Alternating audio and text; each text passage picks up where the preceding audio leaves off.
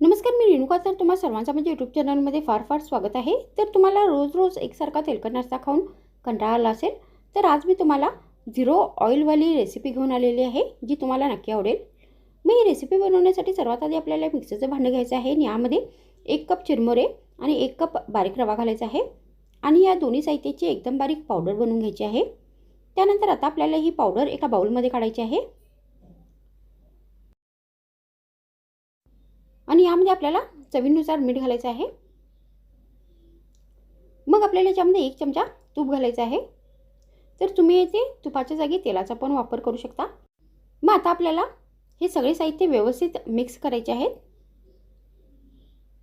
मग साहित्य हे मिक्स झाल्यानंतर आपल्याला याच्यामध्ये पाणी घालून आता हे मिश्रण आपल्याला मळून घ्यायचं आहे.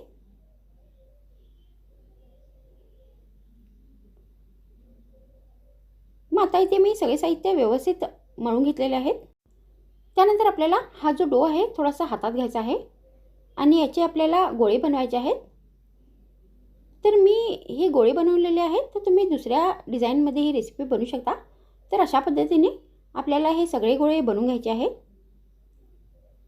तर मी ते सगळे गोळे बनवून घेतलेले आहेत. त्यानंतर आता आपल्याला हे स्टीम करायचे आहेत. तर हे गोळे आपल्याला आता 5 मिनिटापर्यंत स्टीम करून घ्यायचे आहेत.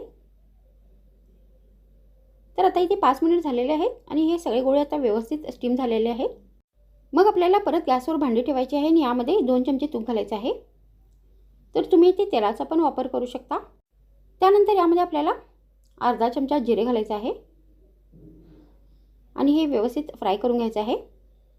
मग आपल्याला याच्यामध्ये 1 चमचा बारीक चिरलेला लसूण घालायचा आहे आणि हा लसूण पण तेलात परतून घ्यायचा आहे.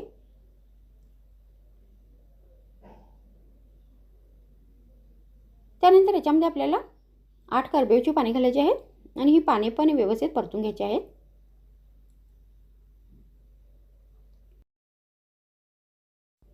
मग आपल्याला याच्यामध्ये अर्धा चमचा गरम मसाला पावडर घालायचा आहे. त्यानंतर याच्यामध्ये अर्धा चमचा हळदीची पावडर घालायची आहे.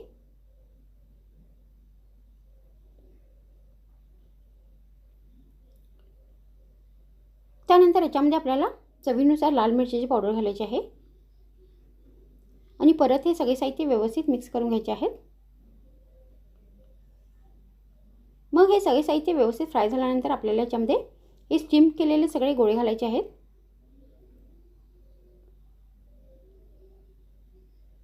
आणि यावरती अर्धा कप बारीक चिरलेली कोथिंबीर घालायची आहे आणि परत हे सगळे साहित्य व्यवस्थित मिक्स करून घ्यायचे आहेत. तर आता इथे ही रेसिपी बनवून तयार झालेली आहे. तर तुम्ही अशा पद्धतीने ही रेसिपी बनवून गरमागरम चहा या कॉफीबरोबर नाश्त्यामध्ये सर्व करू शकता. नाहीतर तुम्ही ही रेसिपी टोमॅटो सॉसबरोबर पण देऊ शकता. तर मग आजच्या व्हिडिओमध्ये इतकेच. पुन्हा भेटूया आणखीन एक नवीन व्हिडिओमध्ये. तर मग थँक्स फ्रेंड्स, वॉच माय व्हिडिओ.